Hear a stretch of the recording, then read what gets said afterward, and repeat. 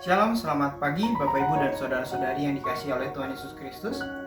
Selamat datang kembali dalam ibadah online pada hari Minggu tanggal 14 Maret 2021. Tema pada minggu ini yaitu Hendaklah engkau setia sampai mati, yang diambil dari Wahyu 2 ayat 8 sampai dengan 12. Bagi Bapak Ibu Saudara-saudari yang memiliki pergumulan doa, Anda dapat mengirimkan permohonan doa Anda atau ucapan syukur doa Anda melalui nomor WhatsApp yang tertera pada layar kaca. Baik Bapak Ibu Saudara-saudari, kita siapkan hati kita, tubuh kita, pikiran kita untuk siap memuji memuliakan Tuhan dan mendengarkan firman Tuhan. Selamat berbakti dan selamat beribadah. Tuhan Yesus memberkati.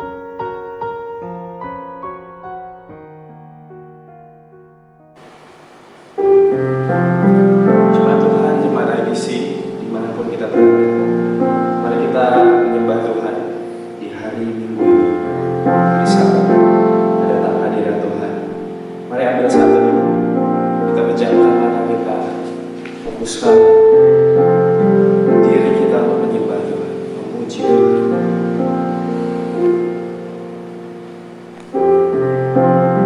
Mari ingat kembali, kita recall setiap kebaikan Tuhan yang kita rasakan setiap hari, setiap waktu, dan hal-hal kecil yang mungkin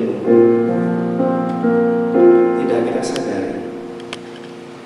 Itu semua datangnya dari Tuhan, dan segala hal yang terjadi dalam hidup kita semuanya baik, semua baik. Terima kasih Tuhan, terima kasih Yesus.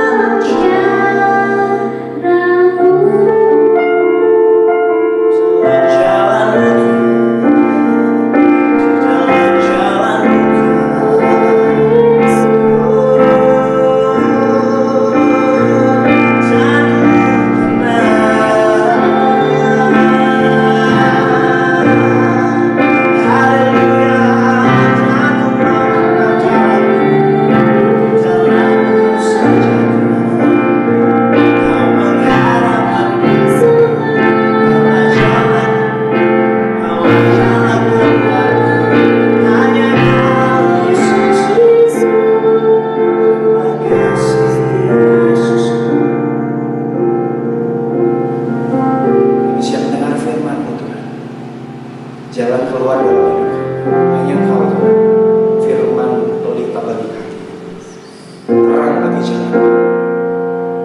Kami akan melihat hal-hal yang luar biasa di dalam hidup kami hari lepas hari, karena kami mau mengandalkan Engkau Tuhan. Hanya Engkau Yesus, hanya Engkau. Terima kasih Yesus. Haleluya. Amin.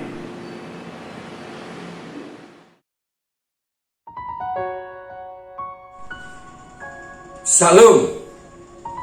Selamat pagi Bapak dan Ibu dan saudara-saudara yang dikasihi dan diberkati oleh Tuhan kita Yesus Kristus.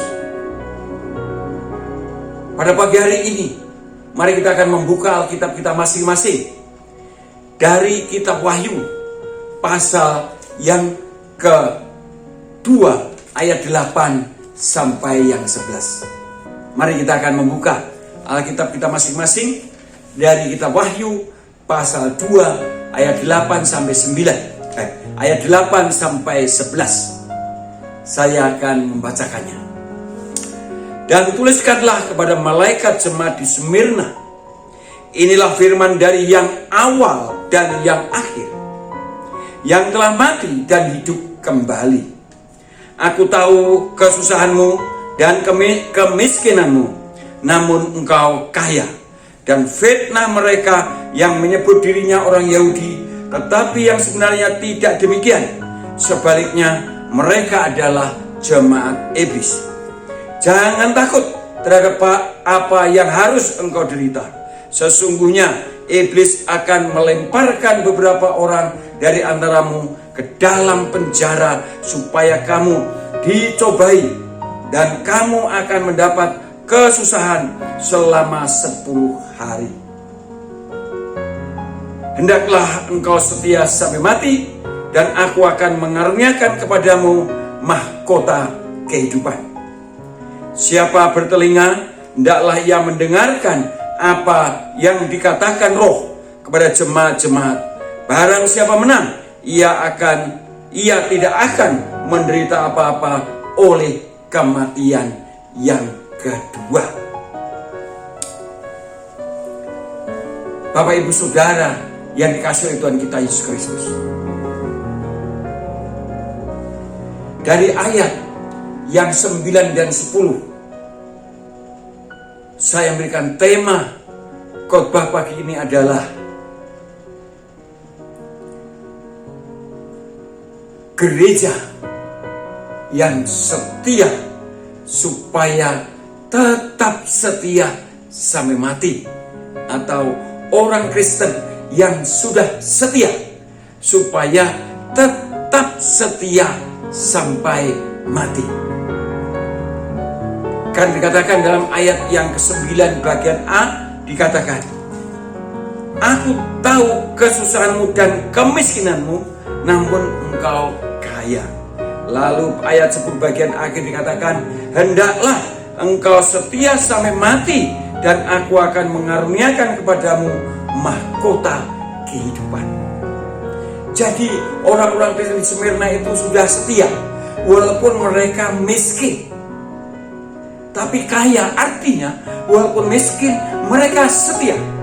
Dan Tuhan Yesus menghendaki supaya mereka tetap setia sampai mati. Bapak Ibu Saudara yang dikasihi oleh Tuhan kita Yesus Kristus, mengapa saudara jemaat di Smyrna ini mengalami kesusahan dan kemiskinan? Dan kemiskinannya orang Smyrna itu, kebanyakan orang Smyrna, atau kalau tidak kebanyakan, banyak orang Kristen di Smyrna yang betul-betul tidak punya apa-apa.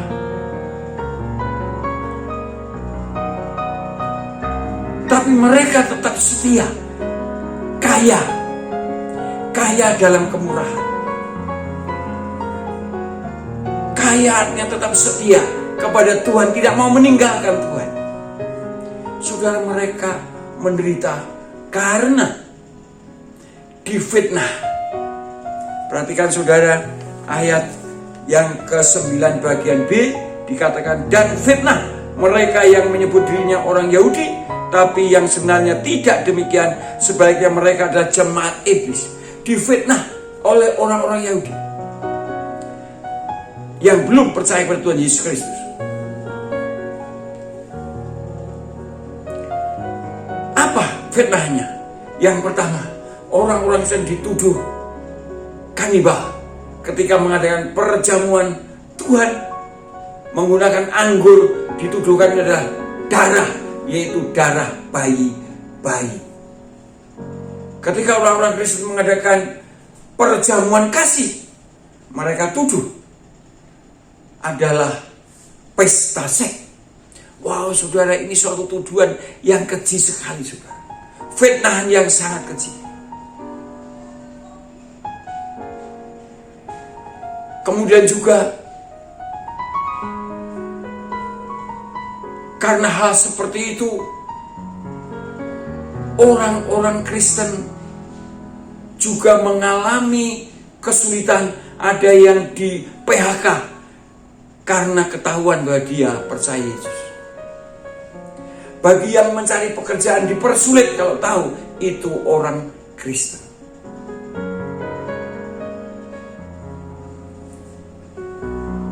Bahkan yang lebih parah lagi, tetapi itulah yang memang harus dikerjakan orang Smyrna, yaitu orang-orang Kristen Smyrna tidak mau menyembah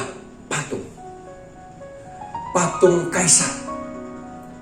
Saudara, karena sesungguhnya kota Samaria itu kota perdagangan, kota yang juga kaya, kota yang indah, bahkan kota yang terindah, karena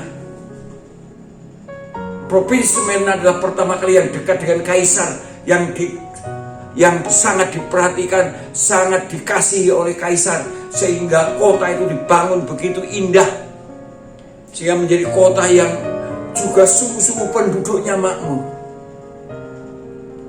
Tapi orang-orang yang tidak makmur karena apa, saudara? Tidak mau menyembah patung kaisar.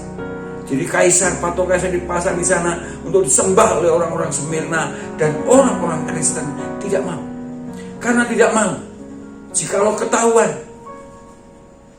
maka ditangkap, dipenjara, dan diadu dengan binatang buas, gladiator, dan itu dijadikan gladiator yang bukan gladiator itu menjadi tontonan masyarakat yang sangat-sangat menyenangkan mereka, sangat tidak manusiawi sekali. Lalu yang tidak dipenjara dan tidak diadu dengan binatang buas, rumahnya dibongkar.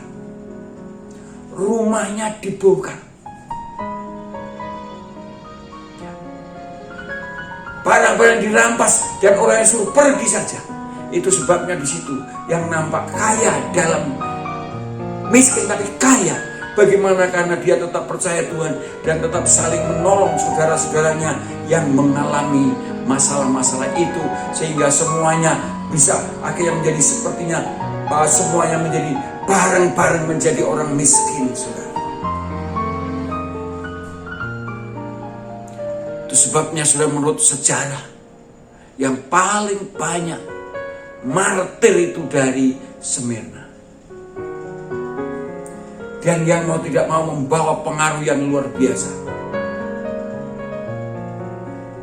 Pengaruhnya apa, saudara? Karena mereka tetap setia kepada Tuhan. Maka banyak juga mereka mengalami mukjizat-mukjizat. Bagaimana Allah memelihara dengan hebat pada mereka. Itu sebabnya Allah menguatkan iman mereka dengan berkata, jangan takut.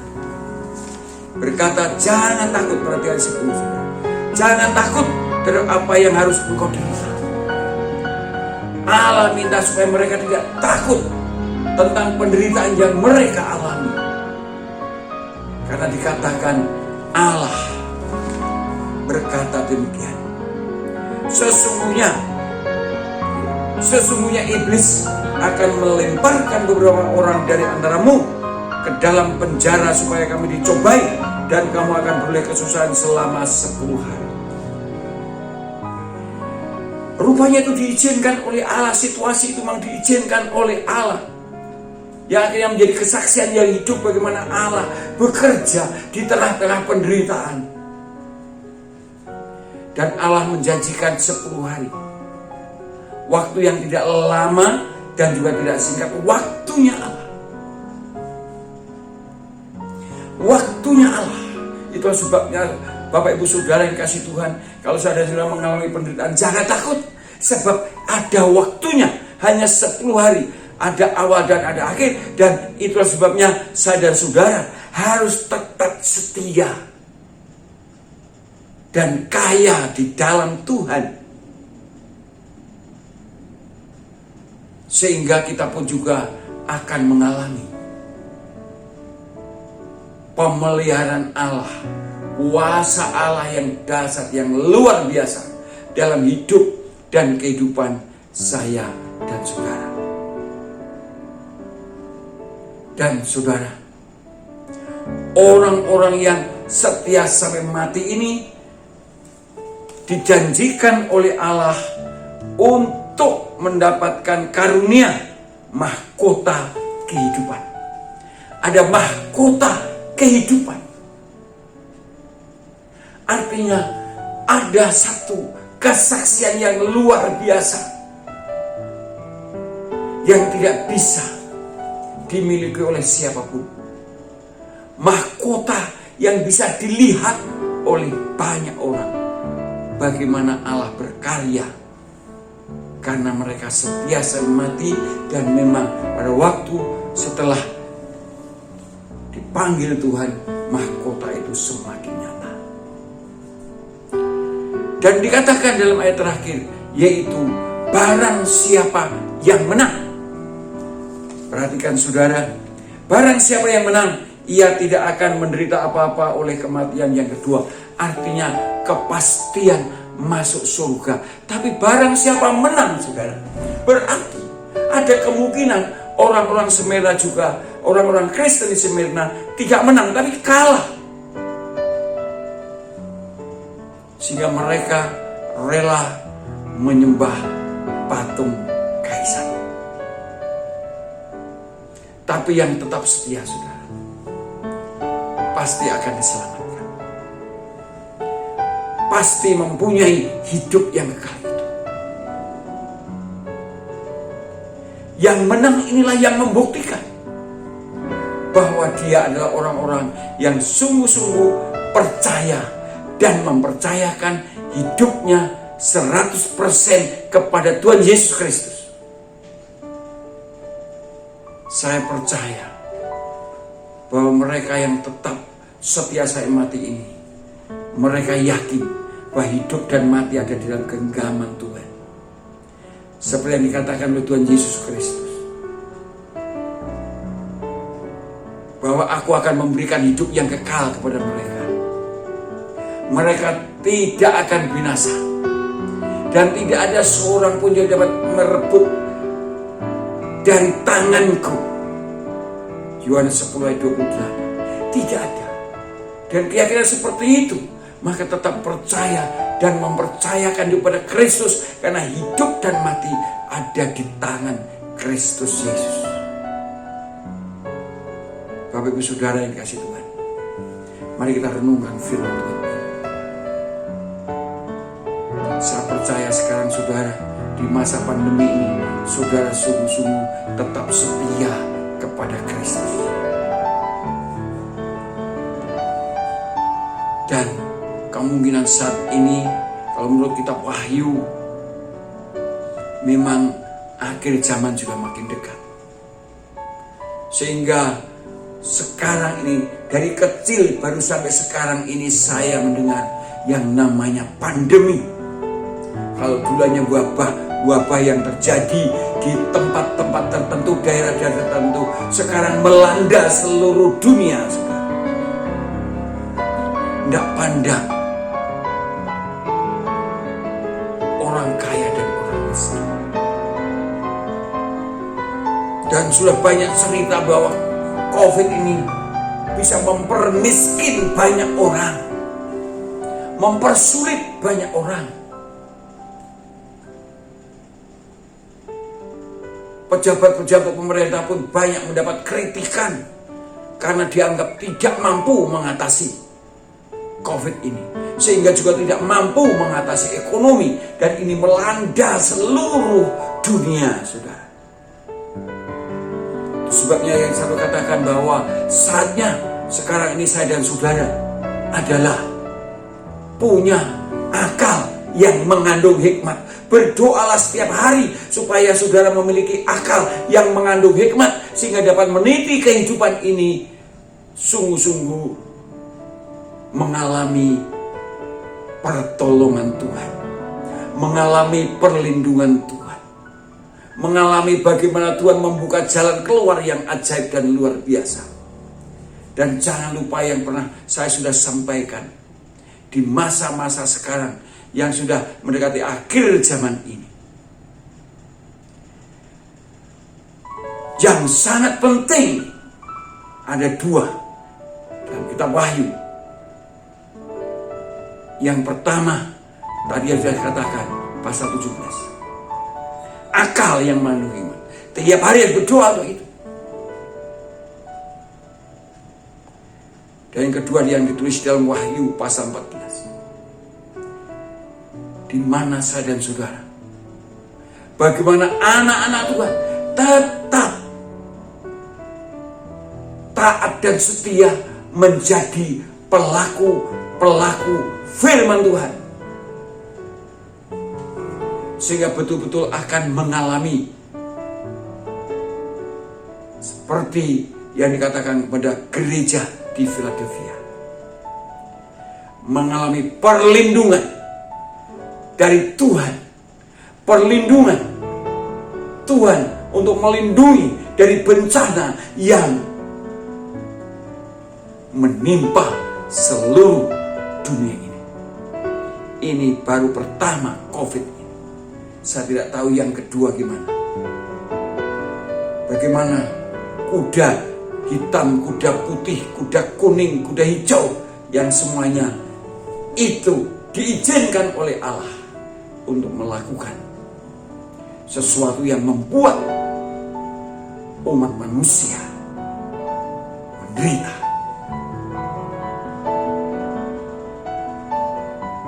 Dan hanya orang-orang yang menjadi pelaku firman Tuhan, sehingga mereka punya akal yang mengandung hikmat, mendapatkan perlindungan Allah. Amin. Mari kita berdoa. Bapa di surga, biarlah kami menjadi orang-orang seperti di Smyrna ini Tuhan, yaitu yang tetap taat dan setia kepada Tuhan dalam segala keadaan. Menurut para pakar sejarah, bahwa kota Smyrna inilah satu-satunya kota yang masih ada di antara 7 gereja yang menerima surat dari Tuhan Yesus ini, yang sekarang namanya Izmir. Ya Tuhan, tolonglah kami supaya kami tetap setia dalam segala keadaan. Kami tetap menjadi pelaku firman Tuhan, tekun melakukan perintah Tuhan, dan berikanlah kami, anak-anak-Mu, sungguh-sungguh dalam situasi sekarang ini, setiap hari, setiap saat diberikan akal yang mengandung hikmat. Terima kasih Tuhan, terima kasih. Dalam nama Tuhan Yesus kami berdoa. Amin.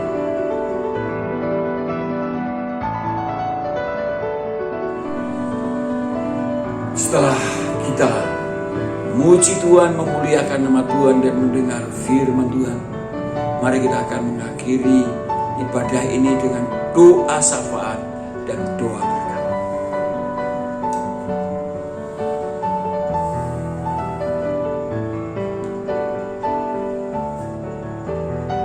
Bapa kami yang bertata di dalam kerajaan surga, Terima kasih atas pimpinan-Mu dalam ibadah dari awal sampai akhir. Kami terus berdoa supaya sungguh pemberian vaksin ini berjalan dengan lancar. Di semua lini atau semua penduduk di Indonesia ini Tuhan. Sehingga kegiatan akan lebih baik, ekonomi akan lebih baik, penularan COVID juga akan semakin sedikit karena mayoritas sudah memiliki kekebalan. Bahkan kami berdoa supaya ekonomi juga segera Engkau pulihkan ya Tuhan. Terima kasih Tuhan, terima kasih. Kiranya Engkau terus menolong kami supaya hidup sesuai dengan firman-Mu. Dan Engkau sungguh-sungguh memberikan kami akal yang mengandung. Kami juga berdoa supaya kelompok-kelompok doa yang sudah ada ini terus berkembang, bertumbuh. Sehingga anak-anak-Mu memiliki persekutuan yang kuat melalui doa kelompok dan doa yang melalui daring ini. Sehingga ada kekuatan iman, bahkan mengalami banyak mujizat dalam kehidupan mereka. Terima kasih Tuhan, terima kasih.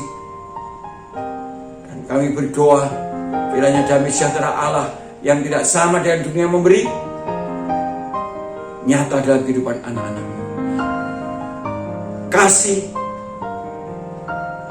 dan kuasa Allah yang ada dalam persekutuan Bapa, Anak dan Roh Kudus menyertai dan memberkati jemaat-Mu dari sekarang sampai selama-lamanya. Amin.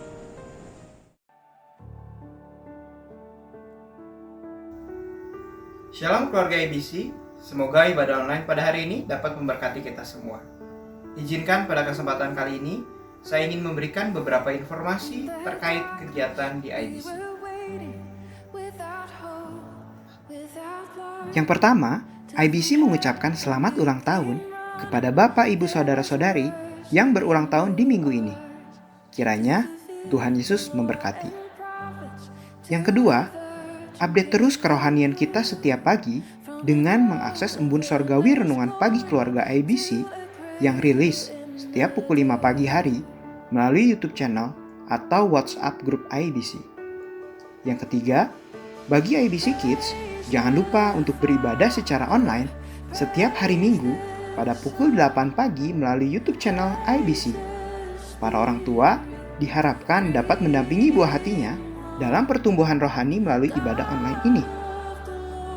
Yang terakhir, persembahan dan persepuluhan dapat Anda masukkan ke dalam kotak yang sudah tersedia di gereja, atau Anda dapat mentransfer ke nomor yang tertera pada layar kaca Anda. Demikian ibadah online pada minggu ini. Tetap semangat, tetap sehat, dan Tuhan Yesus memberkati kita.